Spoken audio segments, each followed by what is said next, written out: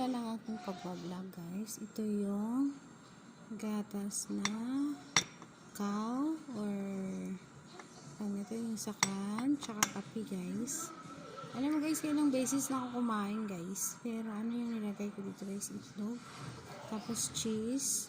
Minashin ko siya guys. Tingnan nyo guys, nagda-diet ako pero ang dami ko nang kinakain guys. Paano nga ba ito kakainin guys?